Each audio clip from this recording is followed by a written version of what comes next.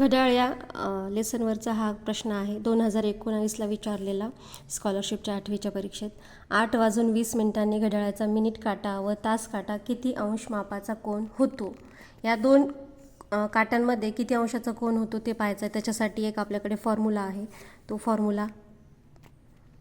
Formula आहे 30 गुणिले तास वजा 11/2 गुणिले मिनिट.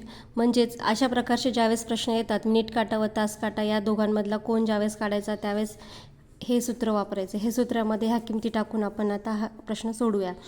30 गुणिले तास 8 वाजून म्हणजे 8 वजा 11/2 मिनिटे 20 मिनिटे. आता या प्रकारे 2ने भाग दिला, इथे 10 आले.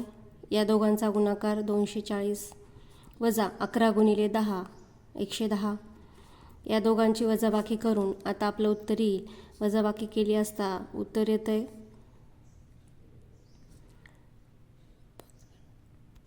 130 उत्तर येतं आहे. म्हणजेच आपल्या ह्या पर्यायामध्ये 130 130 कुठे दिसतं का ते पाहायचं आहे. तर ऑप्शन नंबर 4 याचं करेक्ट आन्सर आहे. ज्यावेळेस असा प्रश्न विचारला जाईल त्यावेळेस हे सूत्र तुम्हाला तिथे वापरून त्या प्रश्नाचं उत्तर काढायचं आहे.